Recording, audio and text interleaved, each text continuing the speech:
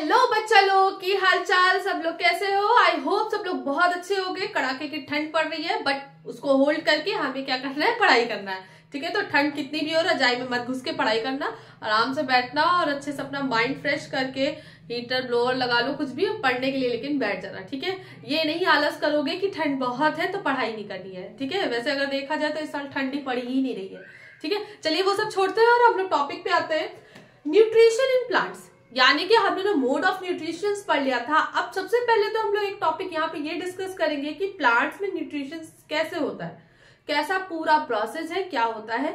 उसके बाद हम लोग सीधे पहुंचेंगे कि एनिमल में, यानी कि ह्यूमंस में या एनिमल्स की बात करें, ह्यूमन में ही हम लोग जनरली पढ़ेंगे। प्लांट में पढ़ने के बाद ह्यूमंस का न्यूट्रिशन मोड कैसा होता है, कैसे वो इंटेक करते हैं, क्या करते हैं, वॉट वो सारी चीजें हम लोग वहां पर पढ़ेंगे। ठीक है, तो चलिए यहाँ पे देखते हैं न्यूट्रिशन इन प्लांट्स में। अगर मैं बात करूं तो आपको भी मालूम है कि जैसे ह्यूमन है या फिर एनिमल है तो उसको अपनी मेटाबॉलिक प्रोसेस करने के लिए एनर्जी की रिक्वायरमेंट होती है। तो रेगुलर जो भी एक्टिविटी है उसके लिए हमें एनर्जी की रिक्वायरमेंट होती है एनिमल और ह्यूमंस में। उसी तरह से प्लांट्स को भी अपनी मेटाबॉलिक रेगुलर एक्टिविटीज करने के लिए भी क्या है, एनर्जी की रिक्वायरमेंट होती है। और ये एनर्जी की जो रिक्वायरमेंट है वो फूड की वजह से तो आती है।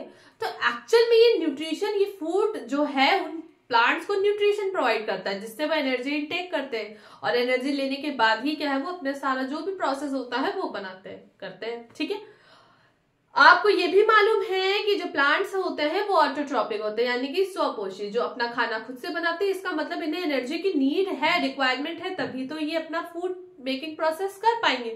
तो एक्चुअल में क्या है, यहाँ पर क्या होता है, फोटोसिंथेसिस रिएक्शन होती है। फोटोसिंथेसिस प्रक्रिया जो है वो ऐसी रिएक्शन होती है जिसकी वजह से वो अपना फूड बनाते हैं और उसी के साथ साथ ऑक्सीजन रिलीज होती है। मतलब कि कुल मिला के अगर ये बोला जाए कि ऑक्सीजन वो रिलीज करते हैं, वो हमें फ्री में नहीं देते या ऐसे नहीं देते। एक्चुअल में जब वो अपना फूड बना रहे होते हैं, ग्लूकोज फूड के फॉर्म में बनता है, उसी को ये जो फॉर्म करते हैं उसके साथ ही साथ एक बाई प्रोडक्ट निकलता है जो कि यहाँ पर हमारा ऑक्सीजन है। ठीक है, तो अब आपको ये भी मालूम है कि जो प्लांट्स हैं वो अपना फूड मेकिंग प्रोसेस करते हैं, कहाँ पे करते हैं, याद रखिएगा, लीव्स में ही करते हैं।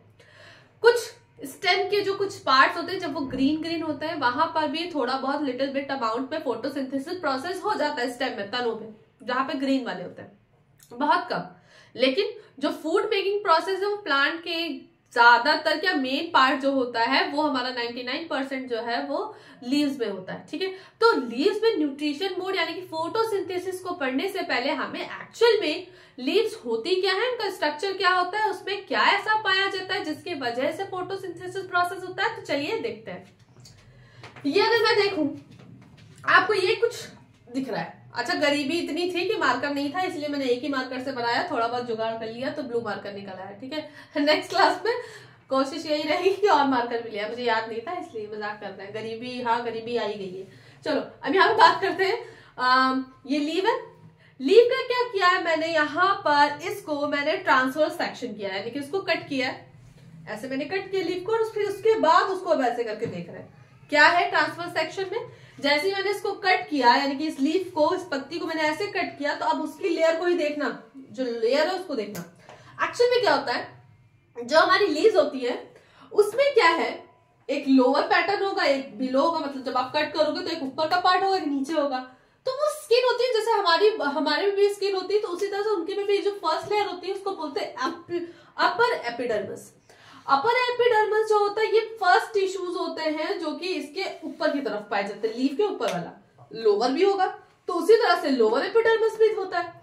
अच्छा, अपर एपिडर्मिस जो होता है, याद रखिएगा, इसमें किसी भी तरह का क्लोरोप्लास्ट नहीं पाया जाता, यानी कि यहाँ पर पहली चीज क्लोरोप्लास्ट नहीं पाया जाता है, यानी क्लोरोफिल प्रेजेंट नहीं होता है। ठीक है, दूसरी चीज यहाँ पे अगर मैं बात करूं तो हाँ, स्टोमेटा, यानी कि स्टोमेटा एक वर्ड आएगा। स्टोमेटा क्या होता है मैं बताऊंगी भी। एक्चुअल में क्या होता है, स्टोमेटा एक पोर्स होता है, जैसे छिद्र, जैसे हमारी स्किन में सांस लेती है, आपको मालूम है स्किन में भी छोटे छोटे पोर्स होते हैं, छेद होते हैं, तो वो जितना भी ऑक्सीजन है या स्वेटिंग है वो उसी छेद, उसी रूम्स की वजह से निकलती है। तो ये जो यहाँ पर है यहाँ पर भी यही जो पोर होते हैं उनको ही स्टोमेटा स्टोमा बोला जाता है, ठीक है। जो कि याद रखना अपर वाली लेयर पे यानी कि अपर एपिडर्मिस में नहीं पाया जाता, ये पाया जाता है लोअर एपिडर्मिस में, ठीक है। एपिडर्मिस को हिंदी में भी एपिडर्मिस ही बोलते हैं, ठीक है ना। निचला बोलना, ऊपर वाला ऊपरी बोलना, ठीक है ना। ऊपरी एपिडर्मिस, निचली एपिडर्मिस, ठीक है। अब क्या है, इसमें क्लोरोप्लास्ट स्टोमेटा नहीं पाया जाता है, ठीक है। ये अपर लेयर का होता है, रिजिड होता है थोड़ा। अब नीचे वाली की अगर बात करें लोअर एपिडर्मिस की, तो ये क्या है, ये फ्लेक्सिबल होता है और इसके साथ ही साथ इसमें जो है, इसमें क्लोरोफिल भी पाया जाता है, क्लोरोप्लास्ट पाया जाता है, ठीक है। क्लोरोप्लास्ट टिश्यूज पाए जाते हैं यानी कि फोटोसिंथेसिस मेकिंग प्रोसेस में ये हेल्प करेंगे। दूसरा, इसमें क्या है, छोटे छोटे पोर्स पाए जाते हैं निचली लेयर में, जिसको हम लोग बोलते हैं स्टोमा, ठीक है। अब हम बात करते हैं इन दोनों के बीच की, जिसको बोलते हैं हम लोग मेसोफिल। अब क्या होता है मेसोफिल? मेसोफिल क्या है? मेसोफिल जो होता है वो एक टिश्यू होता है जो कि अपर एपिडर्मिस और लोअर एपिडर्मिस के बीच में पाया जाता है, ठीक है। और ये जो मेसोफिल सेल्स है, ये एक्चुअल में इसके 3 पार्ट्स होते हैं। क्या क्या पार्ट्स होते हैं उसको सुनना। पहला जो है, ये जो सिलेंडर की शेप में ऐसे से वर्टिकल में दिख रहा है, इसको बोलते हैं हम लोग पैलिसेड। पैलिसेड, पैलिसेड पेरेंसियामा, सियामा, ठीक है। ये जो पैलिसेड पेरेंसियामा होता है, एक्चुअल में क्या है, ये लॉन्गिट्यूडनल यानी कि खड़ा खड़ा सीधा सीधा या फिर लॉन्गिट्यूडनल के साथ साथ वर्टिकल में पाया जाता है, ठीक है। और ये कनेक्टेड हमारा होता है अपर एपिडर्मिस से, ठीक है। उसके बाद ये हार्ड होता है। दूसरा, इसमें क्या है, दूसरा जो है हमारा वो है इसको बोलते हैं स्पॉन्जी पेरेंसियामा। स्पॉन्जी पेरेंसियामा जो होते हैं, ये एक्चुअल में इनका कोई स्पेसिफिक शेप नहीं होता, ये ओवल शेप के भी हो सकते हैं, सर्कुलर शेप के भी हो सकते हैं, और रैंडमली ये जो है आपका अपर एपिडर्मिस और लोअर एपिडर्मिस के बीच में बिलोंग करते हैं, और ये कहीं भी इधर उधर घूमते फिरते मिलते हैं, ठीक है। क्लियर, समझ में आ गया।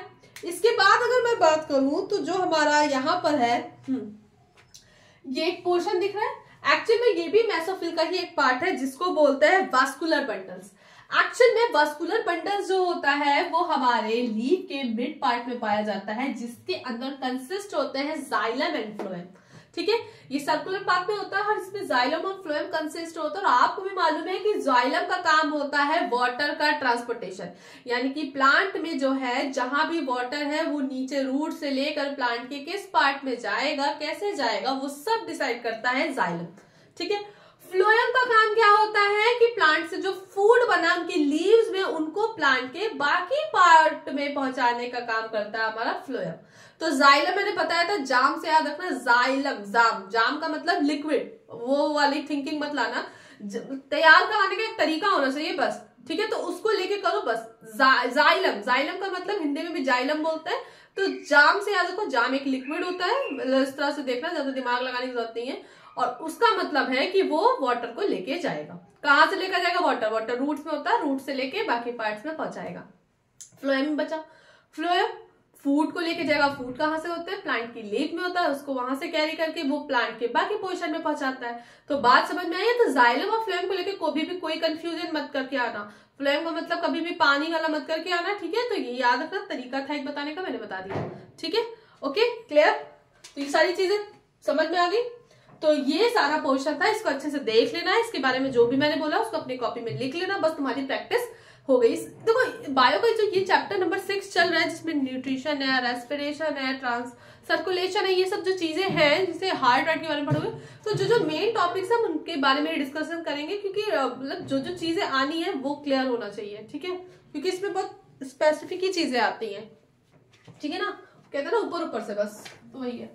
चलो समझ में आ गया होगा। अब हम बात करते हैं स्टोमेटा। अभी स्टोमा लिखा था, जो पोर होता है जिससे कि गैस का क्या आदान प्रदान होता है। अब इसको ही पढ़ना है, क्योंकि फोटोसिंथेसिस बिना स्टोमेटा के तो होने से नहीं रही, तो उसमें हमें सबसे इंपॉर्टेंट पार्ट है, अब उसको पढ़ना होगा, ठीक है।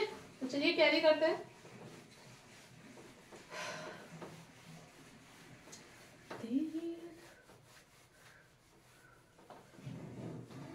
ठीक है, तो जब हमारी नेक्स्ट हेडिंग होगी एक्चुअल में mechanism of opening and closing of stomata.